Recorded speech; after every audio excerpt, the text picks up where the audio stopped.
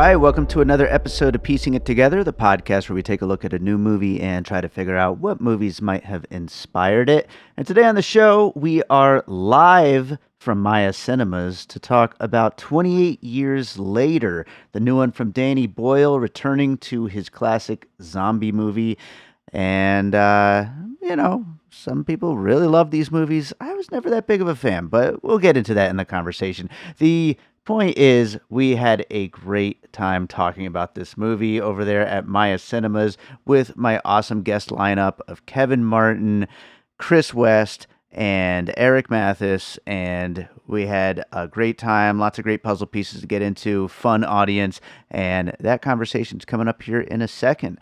Before we get to it, though, I do want to remind you that we've got 3 more live shows coming up. Next week, June 26th at Downtown Cinemas, we will be doing Megan 2.0. Then July 11th at Downtown Cinemas again will be Superman. And then July 24th at Maya Cinemas will be Fantastic Four: The First Steps. You can enter to win tickets right now to Megan 2.0. I think the Fantastic Four one will be up as well by the time this goes up. And Superman will be going up any day, pretty much.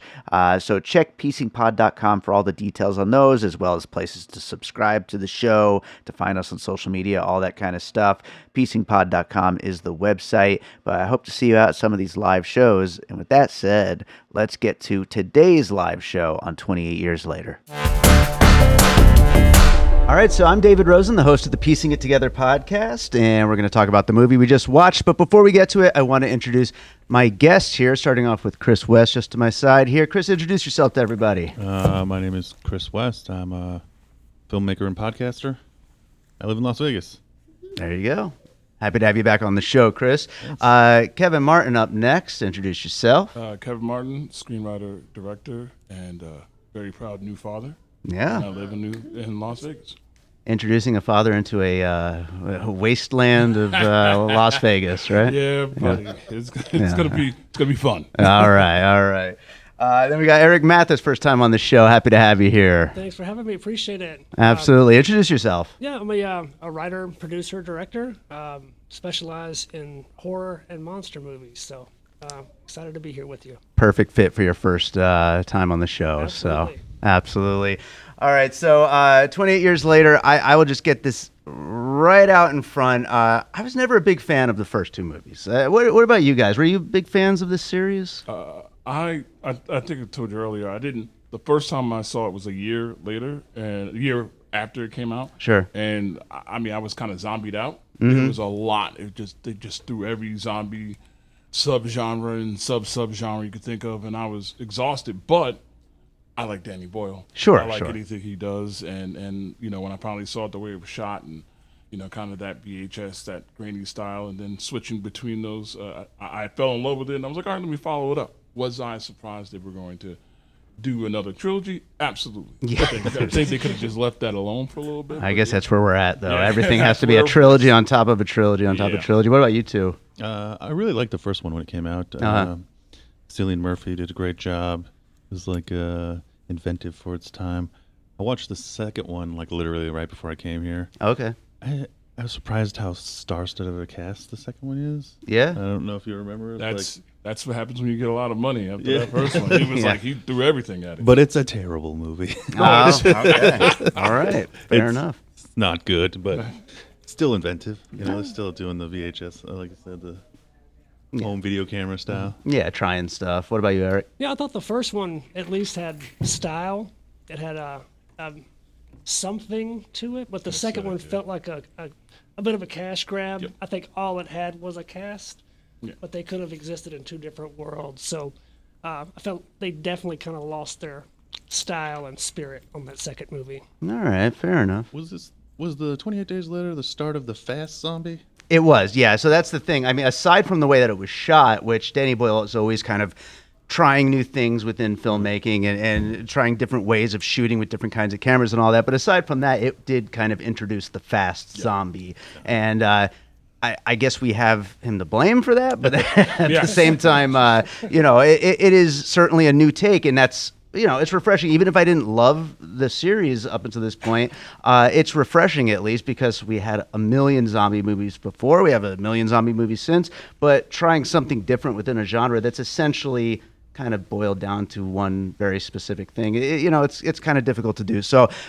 definite props for trying to do something different, even if, I personally didn't. Obviously, a lot of fans for this series. So, I mean, that's kind of besides the point. But with piecing it together, for anyone here who has not heard the show before, what we do is we talk about the movie through the lens of what other movies might have inspired it. So we're going to go through a few rounds of what we call puzzle pieces, which are other movies that maybe were an influence in some way on this movie. And it's always a little tricky when you're talking sequels because, obviously things kind of come back around and the original inspired things that inspired this and all kinds of stuff like that.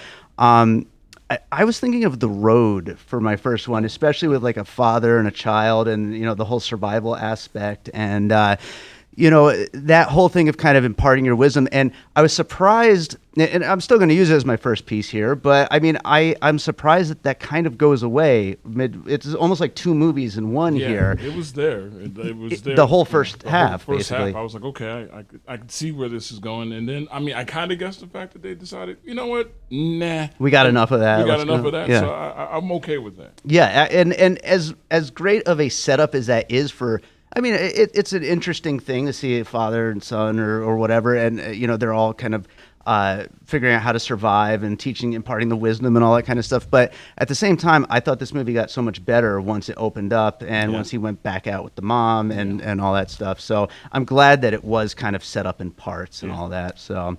But yeah, so The Road, for anyone who hasn't seen it, that's my first one. More of just a straight up post-apocalyptic type movie, but I think fits in really well with the vibe here. But let's go to one from you, Kris. So the first one that came to my mind, it was Children of Men. Okay. It's, again, post-apocalyptic, baby involved. Sure. The other similarities is they did, both movies did a really good job about these rich character groups, right? So you have the Doctor, Children of Men. You had the guy from Batman who played Michael Caine. He had Michael Caine. He had all these little groups that were like really fleshed out character wise.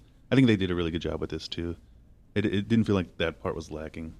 Yeah, no, definitely they opened up the world here, and whether you like the first two movies or not, I mean, it's definitely the way to go is to open this up after all this time. Like, what are we going to do? Just sit with some characters surviving zombies again? Like, that's not what we want. We want to see something more of what happened in the 28 years, or like 23 since the movie, but whatever, and yeah, Children of Men, though, is another fantastic one that goes right along with The Road, I feel like. Yeah, absolutely. And both brutal movies. Yeah.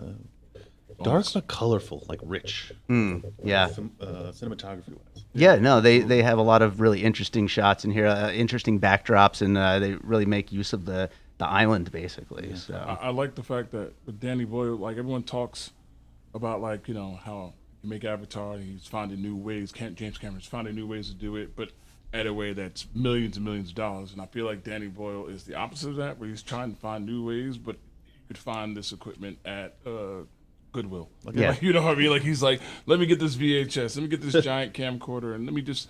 And I like that about it. It's like he's finding ways to tell the story, a story that's been told 1,000 times, or in different ways, but giving you a different aesthetic to that story that you could potentially get bored with over time. Maybe one of you know better than I do, but I think that what he did here was he got like a rig together that stitched together a whole bunch of iPhones. It's like a half moon type of thing. So they're going to say you can go out and shoot this on an iPhone, but really you need like 50 iPhones on a $1 million rig. But yeah, still shot on iPhones. Yeah, still shot on iPhones. So yeah, absolutely. You could tell with the bokeh was very different. A lot of that. Now, I was trying to put my finger on it. I didn't know they shot this on an iPhone, but it makes sense. Basically a well-rigged iPhone, and I mean, obviously still has all the bells and whistles, but it's still cinematically an iPhone. Yeah. Well, just I noticed, I didn't know they filmed with all those phones, but something that makes sense now is I don't know if you remember the Matrix shots they were doing. Yeah. You can, which goes into my puzzle piece. Yeah, okay, let's go to it. What do you got? It's kind of half and half, but some of the kills were from a video game called Max Payne. That bullet time, it was like surprising because I feel like those shots were probably more expensive than the actual setup because the arrow shots are blown through, and then that stop still, and I'm like, oh wow, I haven't seen that in anything other than The Matrix. Yeah. And it was a good usage of it. He didn't fall in love with it. He made every kill memorable with that. I was not expecting it, but I kind of was, because he finds new ways to take that one thing and go, let me make it a little different, or at least give you something you wouldn't expect from him. Yeah. When he has a little bit of money behind him, which obviously he will have a ton of money to pull off things that he's probably been a gamer his whole life. I'm sure. Yeah. That type of thing. I think you can only pull off that shot with multiple cameras. Yes, absolutely. You need it costs more in post to stitch that together than probably what it would take to actually film the movie. Sounds like a happy accident. He was like, well, we got all these phones. Let's do it. Let's try it. That's an interesting thing, because I was thinking about that during this, because all those like weird choppy editing things like that, like how much of that is intentional? How much of that is let's fuck around in the camera, in the editing software, and like see what will look cool? You know what I mean? And it does look cool, but like at the same time, like how much of that is really intentional? I feel like 30%. Yeah. I feel like I would say less than half. But Yeah. at the same time, I think Danny likes to change perspective, make it a little off-putting. Like for example, it was dark but colorful. It was rich. All the shots of the UK in that way were like, it was like a tourist video if you get through the entirety of all the zombies. But in the end, I feel like sometimes he means to, and then sometimes he's in post going, wow, that's kind of cool. Let's keep that. Yeah, let's focus on that part. But yeah. it keeps you on your toes in the way that he cuts it through. And, might as well just lean into that if that's your thing, accidentally or not. Exactly. Eric, let's go to one from you. Yeah, I mean, it kind of felt like you were watching 3 different movies telling the same story at times. I thought that was kind of cool. It kind of kept you off balance, but in a unique way. And I think that my the movie that I'm going to bring it's kind of generic, but I think the Lord of the Rings a lot, the way they did the zombies more as an organized, like a race, like an orc. Yeah, exactly. So I thought that was kind of cool. Like they were almost organized but disorganized, with like a leader, and seemed like a hierarchy kind of. So I was getting very much the live action Lord of the Rings orc type feels with what they did with the dead. Yeah, that whole hierarchy thing, absolutely. And one that I wasn't going to use it as a piece, but it just kind of goes along with yours is Land of the Dead. Yes. There they start introducing the idea that some zombies are above other ones and stuff like that. And so that kind of goes right along with what Peter Jackson was doing in the way that he structured, that obviously Tolkien. But yeah, no, that's interesting. And I like that. I like that. Again, it's opening up the world of what's possible and what's going on out there. So I almost felt it teetered the whole time for me if we were watching folk horror, medieval horror. Yeah, it towed the line a couple of times where I was like, okay, like especially in the end when they were walking across. Spoiler, sorry, when they were walking across, but it cuts between some of the classic movies and a couple that I could point out where it was like alluding to that. Like it was like right there. Like Absolutely. I almost expected them to be on the other side and someone be dressed as that, even though, you know what I mean? Like I like the way shall not pass. You Yes. shall not pass. Oh yeah. Yeah, I thought that was a unique take. It kind of felt like it was weaving between 3 different companies making the same movie. Yeah. And then getting together at the end and compiling it. So that was kind of cool. Right on. Very right much on. felt rooted in some kind of medieval folk horror the whole time for me. So. I think Absolutely. that's just because they're in Britain. Yeah, That could that be too. I mean, the accents and the castles. that's a natural aesthetic. It's just the accents. Right. Yeah, it's just there. Close your eyes, it's the same thing over and over again. Yeah. Well, speaking of medieval stuff, I think there's a better version of this, but I was thinking about Gladiator. The way in the beginning of the movie, how they're all like cheering them on to go out to go do a fight, and then when big party when they get back and they've survived and telling their tales and all that kind of stuff. There's probably like a medieval or Middle Ages or whatever like other era kind of movie that maybe kind of hits more of the marks, but that was the one that I kept thinking of during this. So I'll use that as my piece here. But yeah, I mean, they did a lot of that where they're kind of like trying to draw that comparison very clearly that like society is kind of like devolved back to that era, Yes, and yes. they're laying it on a little bit thick because they're doing those shots of like them shooting the arrows and all that Well, stuff. yeah, when they But a when dude they has a cell phone. And yeah, when he's a cell phone, or like when they showed all the jobs on the wall, Yeah. and they're like farmer, builder, and I'm like, okay, so you're definitely saying they're back in the dark ages. Sure. Yeah. The world around them exists, but of course the UK is back where it all began in its own way. Yeah. Because the French are doing the like quarantine. Yeah, the check. quarantine check. I was like, oh, that was a personal shot right That's a there. dig right that there. was 100% Yeah. personal for him. And it was almost reminiscent of like The Wall in Game of Thrones. Sure. Yep. And that's what I was really feeling every time it was showing. Just even the life within the walls was Yeah. very similar to the wall of Game of Thrones. Interesting stuff. Let's go to another one from Kris. I like to do odd ones. Ah. So the next one I have, I don't think they got any inspiration for this movie, but there's a similar tone. It's a John Carpenter Ice Cube starring Ghost of Mars. Oh, Ghost of Mars. wow. Oh, wow. Wow. You guys remember that movie? That might be the best one I've heard on any episode I've ever been on. That's a great kinda pull. dope. Absolutely. I haven't seen it since it first came out, and I barely remember that movie. They had an Tell us alpha about it. zombie. Yep. All right, so it's Ice Cube and some people on Mars, and there are astro zombies, but they have like an alpha zombie. Yeah. Oh my god. It's also a virus. What was the budget for that? I don't know, $6. Are they some gum in there? Or something? And let's see what happens. But it was like the start of Ice Cube's career. It's actually a really good movie directed by John Carpenter. It has a really good metal soundtrack to it. Hell but yeah. Oh, now I definitely because I remember the music more than I remember Yeah. the actual movie. Yeah, same here. But it's kind of got the steampunk feel on Mars. But again, similar to, they have like an alpha zombie that's smarter than everyone else, and there's big war scenes with Mars zombies. I wish I knew that pitch. I was sitting in that room for that pitch. Sure. I would love to have seen what that was like. I just love happiness. that Danny Boyle, at least tried to inject this with a lot of like, emotion and like, remembering about death and all these things, but we're comparing it to Ghost of Mars. Yeah. So, There were skulls in Ghost of Mars a bunch. sure, lots There's of a bunch skulls. of skulls in that movie. Yeah, absolutely. Very metal. I love it. Let's go to another one from Kevin. So I mean, they Follow that. No, I'm just kidding. that's hard to tell. I mean, I'm like, still like, man, I wish I'd thought of that one. The obvious for me was I Am Legend. Yeah. I felt like they were heading that way, right when they got to the alpha, and I'm like, oh, they're gonna pull this. The baby's there, and I was like, you gotta. I mean, I guess if it's there, you might as well throw. It's an alley oop at that point. Then they went with it and they went away with it, but. I felt like that was an obvious nod to that because it's something you still, despite one or two movies that might have had a similar premise in that regard, you still find it odd to see amongst a world full of zombies to Sure. see new life wherever it comes from. Yeah. I Am Legend definitely was the first thing that I thought they were veering to, and then they kind of.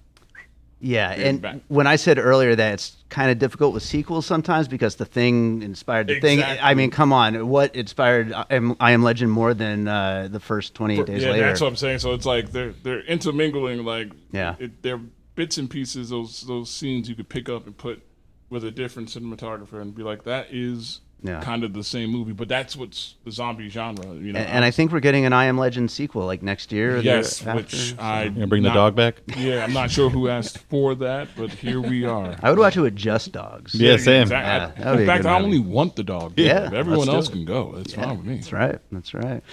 Eric, let's go to another one over there. Well, this one's going to be kind of weird, but there was very much this may be bizarre. There was almost a Wizard of Oz, My man. Wizard of Oz style journey. I think So- all of us just became best friends. It's weird, but it's on. Yeah, Right? it was really. can see it. It took that same kind of journey and the same outcome, and the wacky wizard that turned out to really be a big waste of time when you get there, but Yeah, it exactly. didn't Right. really. But yeah, there was definitely a Wizard of Oz style journey in Like that. you got there and you learned a lesson, but it wasn't what you know what I mean. Like I did all this, and you're just like, and nope, can't do anything. Yeah, about it. he But did. what did you learn on this journey? Like, Exactly. He Didn't didn't Sam save the day. Didn't Sam Raimi say like every movie is inspired by Wizard of Oz or something? Yeah, I feel like I've heard yeah, this. believe it. you know? Yeah. That journey is real and usually fruitless. Yeah. depending on I mean, the- they had a depending on- road, kind of. Yeah, there's a road. Yeah, Yeah, There absolutely. you go. That led somewhere. Great one. Great one. I love it. I love it. Well, I'll go with my offbeat pick that I kept thinking about. I had no idea I was going to think this until the movie started, and I was like, this movie is really kind of reminding me of the Banshees of Inisherin for some reason.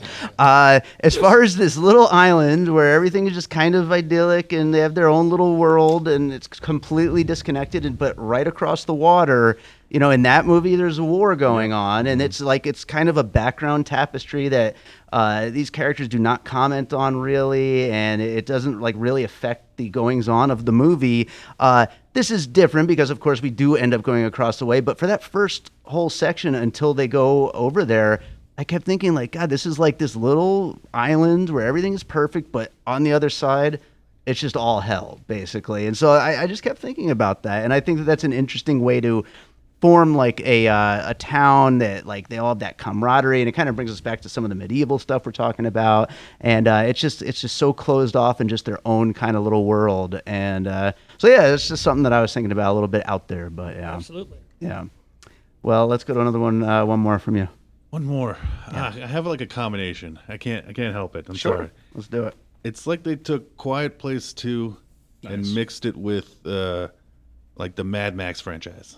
Yeah, I was thinking of both of those actually, so I'm glad you're bringing Mad it up. Max was definitely on the list. Yeah, because again, it's that rich, like character, like odd character development, but they're like fleshed out. The little factions, especially when Jimmy came. You're like, Yeah. All of a sudden, people in rainbow-colored stuff. Like, all wow. right. Yeah. Yeah, that's All what right. okay, there's a fourth one. Because Here we again, I hear there's sequels coming for this. Yes. You said trilogy. Yeah, it's all right, trilogy. so we're gonna get into that Jimmy Yeah. stuff. Yeah, definitely. I'm sure gasoline's gonna be involved somewhere. Of course, yeah, yeah. And it's funny too because like I remember thinking during Furiosa, the most recent Mad Max movie, like this stuff's all basically happening in Australia, and like we don't know what's going on outside of there. And so just like in this series, they're always kind of hinting that they're basically okay outside. I mean, maybe not totally okay, but this is all happening on this big island. They So could have just called this movie Mad Bradley. there you go. Love it, Kevin. Let's go to one more from you. So I initially I was going to say like World War Z. Yeah. That's kind of, you know, that's up there. And then what was the other movie? Was it Wreck? The one that the one that was in the building, and I think Yeah, it's that's Spanish. supposed to be on videotapes. It just kind of looks like And it kind of looks yeah. like so. But one of my favorite zombie movies of all time is still going to be Train to Busan. I feel like have that written down, yeah, that's one of my favorites. Only because it is the advent of zombies that are different than the zombies we grew up with, where Sure. you're yelling at the screen like, "Why are you dying? These guys are shuffling. Yeah. You know, I'm like, stop falling." But with this and Train to Busan, there was a different.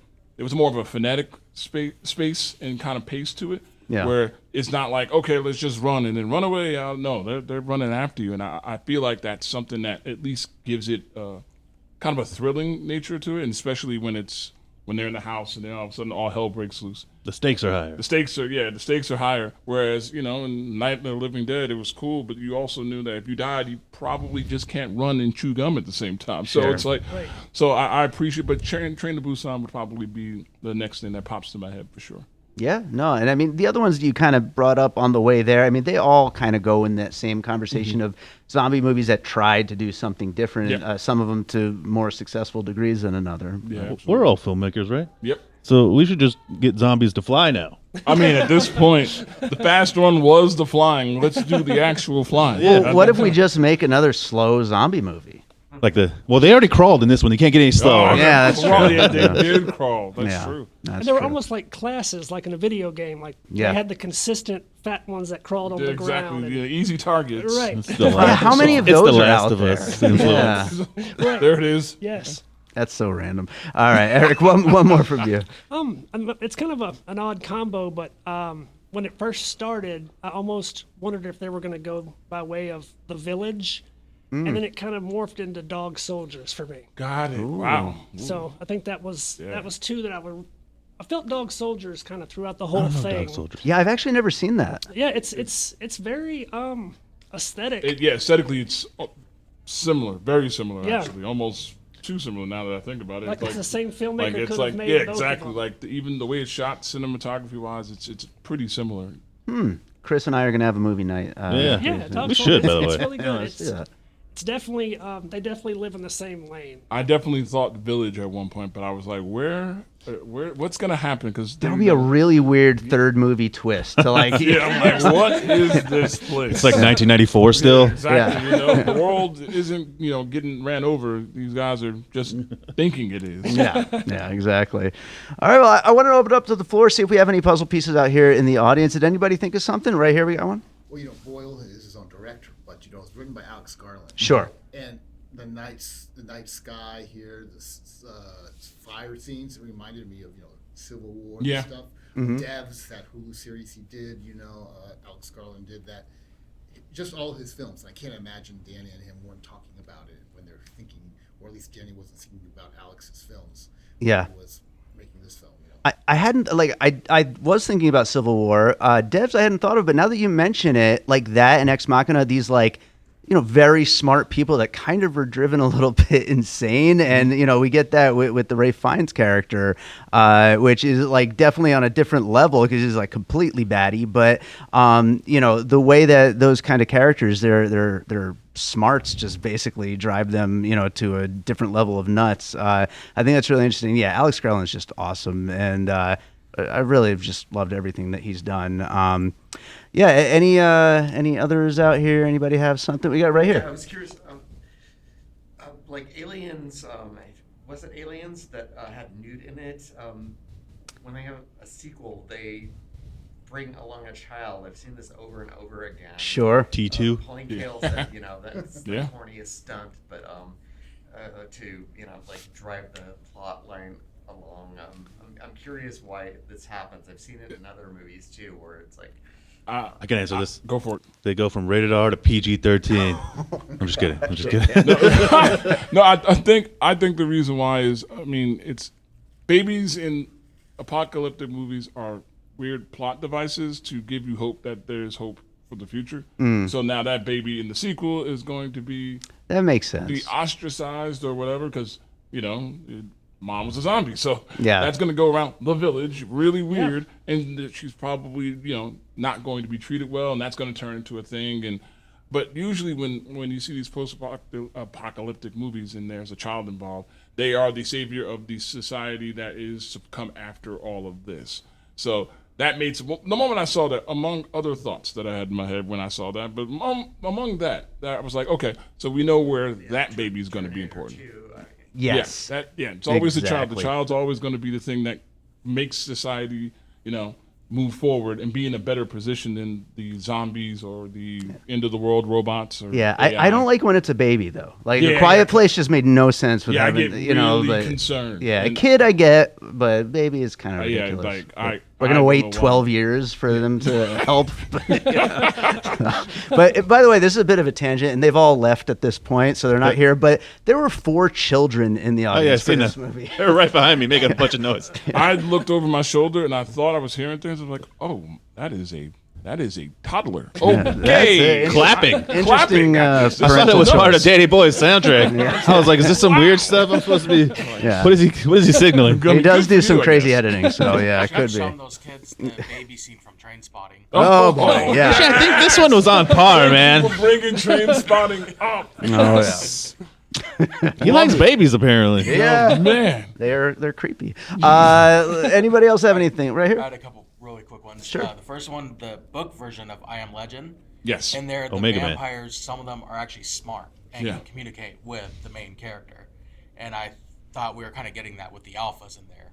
Because they had their own communication system. They were controlling the other zombies. And it felt like he could communicate with Ray Fiennes' character. Sure.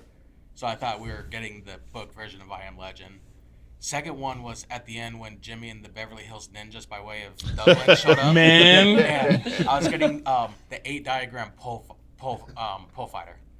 It's Nice. the 70s awesome. Like, the Sean Connery. backflips, the Yeah, obviously and wired how they ones. fought and everything. Oh, man, it was and great. being very creative with the fighting. I was waiting for one of them to just stick a pole in one of their mouths and pull the teeth out. Oh man, that would have been great. I got total vibes from that. Yeah. That's wild. And there was a lot of 70s trash cinema at the end there for like Yeah, 30 I mean, seconds for no it reason. really almost If you became move, that. if you change that song, I'm trying to remember what the name of the band, but if you move that and put anything from the Tarantino. subject, boom, it's exactly that. I heard the Kill Bill siren in my head when Yeah. they did the front flip. I was like, what is going on? Are they imagining Yeah. tracksuits? And Kevin and I were talking at the end there how Jimmy, I don't know if you recognize who he was. It was Sinners. Sinners. The Sinners. I was like, guy. he Yeah, found yeah. his niche. Yes. Good Weird Irish guy. Weird Irish guy. Love it. Lean in, baby. Love it. Any other pieces right up there? In all of the scenes where it was like the Dark Knight scenes, but it was all red, it reminded me of a combination of Apocalypse Now with all the redness and Blair Witch Project. Nice. Oh, Blair. I didn't think of Blair Witch Project, but definitely Apocalypse Now. But now you mention it, Blair Witch Project with all the, skull and bone symbols and warnings and things like that too. So, yeah, but definitely, I think that's a really great couple of pieces right there to include here. Absolutely. Anything else from anybody here in the crowd? Going once, going twice. All right, well, let's get into some closing thoughts then. Kris, anything you want to mention that we didn't quite bring up yet? I know I haven't seen this movie, but I know he said one of the director inspirations was a I think 40s or 50s movie called Kess. It's about a young boy that's like kind of on his own in the wilderness, post-apocalyptic. I'll have to watch that. But closing thoughts in this movie, I thought it was really good. I was surprised. It was not what I was expecting. I was expecting a little more towards the second movie, maybe in getting to in the city more. The second movie left off with somebody who was infected, but not like a zombie. I thought they might touch on that. They didn't, but I liked how they expanded the universe. I like how Aaron Taylor Johnson wasn't the hero, but Yeah. I mean, he was there because he's the hero in everything now. Yeah. Right, yeah. Um, He's going to be Bond probably, right? Probably. That's what they say. Actually, can see okay it. with that. Yeah, I can see that. And again, like you said, opening up the universe. I'm very curious on how and where they take this. Every time in this movie, I thought they were going to do something one way. They went another way with it, and I really enjoyed that. It was surprising how much I liked this movie. Yeah. I'm going to throw a little bonus puzzle piece. I bring up Evil Dead too much on this show, but the ending, I was thinking of Army of Darkness, the S-Mart scene. Yes. Just all the flipping and all that kind of stuff. So anyway, Kevin, let's go to Army one of more. Darkness was my honorable mention All puzzle right. piece there. Beautiful. Awesome. My final thoughts, and I actually said this before, I'm not sure if anyone not named Danny Boyle could have pulled this movie off. I agree. I think if anybody did, spoiler, the baby scene almost jumped the shark for me. And then I was like, wait, this is Danny Boyle. I'm good. I don't think I'd have that kind of mercy for anybody else. It'd end up on Sci-Fi or something. But in general, it was really good. I was really surprised, but I really hold it to the fact that if anybody not named Danny Boyle made this movie or written by Alex Garland, I don't think it gets anywhere close to what this is. There's a line where it could be campy, and then there's a line where it could be like, damn, this is actually kind of inventive or, reinventing the wheel in a nicer way. Yeah. But I enjoyed it. I was really surprised by most of it, mostly because it's very rich in story. It expands on what we know. It was shot really, really well. There were aspects of it that made me go, I'm comfortable with this because I've seen it, but also it's something new in a way that, we're tired of The Walking Dead and we're tired of all these zombie movies that fell off, and now we're back, which means we'll see 20 other zombie movies in the next 5 years. That's That'll the be problem. remakes For it. of something. Yeah. We're gonna make a flying zombie movie. Yeah, That's come on, true. tell me, we got Yeah. this. Ki- So, yeah. Look for us on Kickstarter. But other than that, yeah, I enjoyed it. It was better than I expected, and which is not great because now you'll see the trilogy, and then you'll see the trilogy, whatever the hell it is. But I enjoyed it. It was good. Bring Cillian Murphy back for reals this time. You're like, stop gaslighting us, sir. Supposedly he's in 2 and 3, but I guess we'll see what We'll happens. see. But Eric, how about you? I guess my closing would be, being in the horror genre pretty much exclusively, how there's a lot of pressure, I guess, a lot of times with horror fans. When you get a sequel, they almost prefer the same movie being made over Yep. and over Right, to right. the point where they'll get angry at a lot of times. Hey, this was different. I don't like change. They don't like change. And I guess even though I didn't love like the whole series, this probably wasn't my favorite series of movies, but I loved how at least every movie, they weren't afraid to make, they were all kind of different. Sure. They didn't succumb to that pressure. So at least I appreciated that. Like if I want to watch the first movie 3 times, I'll watch it 3 times. Yeah, exactly. But with this, they could have almost existed by themselves, and you didn't. I don't know.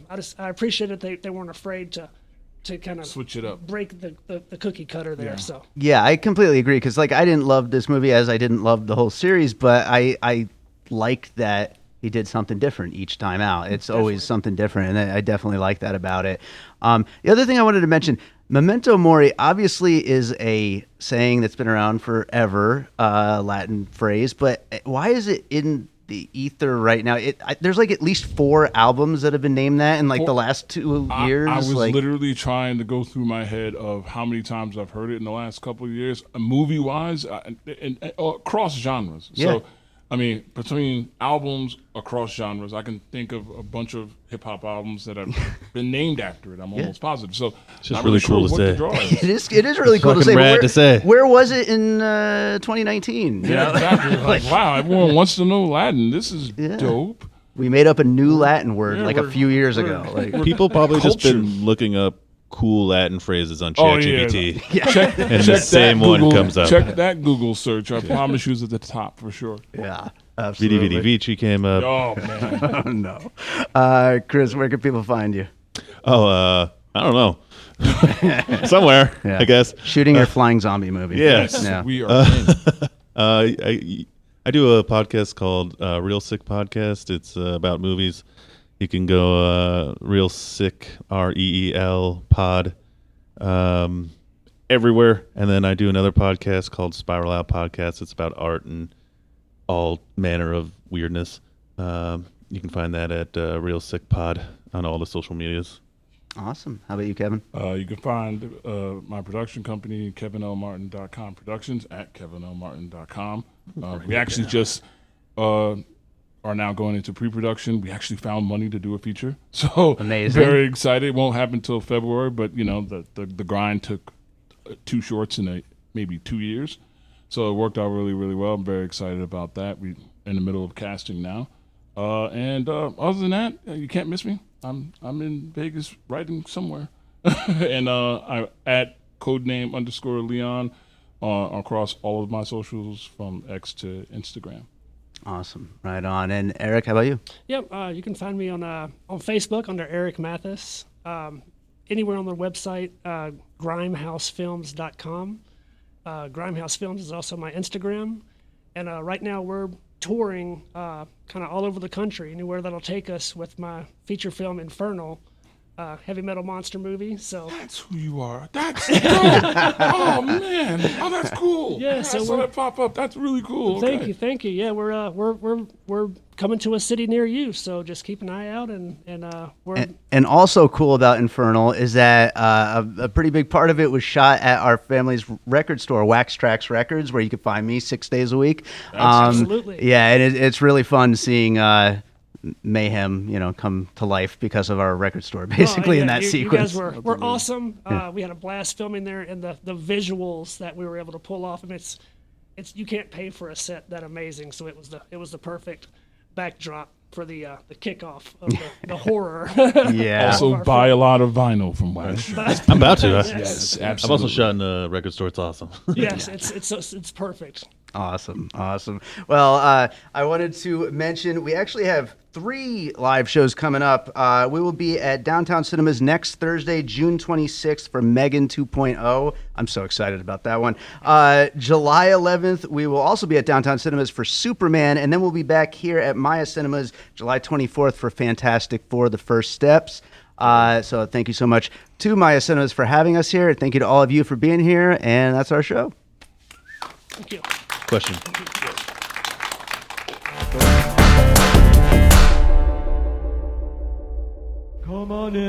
Hi, this is Wax Trax Records here on 2909 South Decatur. We buy all your old 45s, your old albums, any type of music memorabilia. Also, we sell music memorabilia, albums, CDs, and a lot. Come on down to Wax Trax, 2909 South Decatur, or give me a call at 702-362-4300. Thank you very much. All right, so I hope you enjoyed that conversation about 28 years later. Thank you so much to Eric Mathis, Kevin Martin, and Kris West for joining me on that one. Thank you to Maya Cinemas for having us out. Thank you to everyone who showed up. It was a great show, great crowd. And if you weren't there, but you're listening right now, thank you to you for listening as well. Make sure you're subscribed to Piecing It Together. Wherever you're listening right now, you can hit that subscribe button. Make sure you are subscribed. You could also drop us a 5-star rating and review. That would be very helpful. Follow me on social media at PiecingPod. Join the Facebook group Popcorn and Puzzle Pieces, where we continue the conversation about all the movies we talk about here on the show. And last but not least, do not forget, we do have a Patreon, the Produced by David Rosen Patreon, where I post bonus and advanced content from Piecing It Together, including sometimes video versions of these episodes. This one's up there, as well as early access to episodes, bonus stuff from Awesome Movie Year, the other podcasts that I produce, and stuff from my music career. Lots of great stuff that you can get exclusive access to over at patreon.com/bydavidrosen, and you'll be supporting me and the show and everything I'm up to. So check it out. And with that said, let's close this out with a piece of music like I always do. And I've got lots of zombie-ish stuff that I could play. Let's see, what should I play today? Actually, I know exactly what I'm going to play today. This episode's going to be coming out on Monday the 23rd, but just this past Friday, the 20th, there will have been a premiere of a short film that I scored. Not zombie-ish, but apocalyptic, let's say. And so I think it's kind of in the same realm. It's a short film from friend of the show, Shahab Zargari.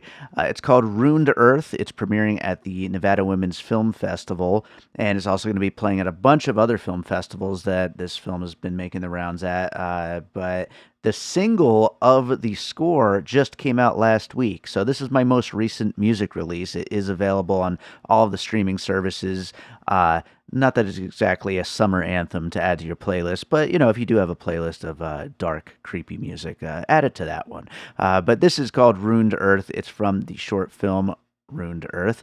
And I hope you enjoy it, and we'll be back with more Piecing It Together real soon.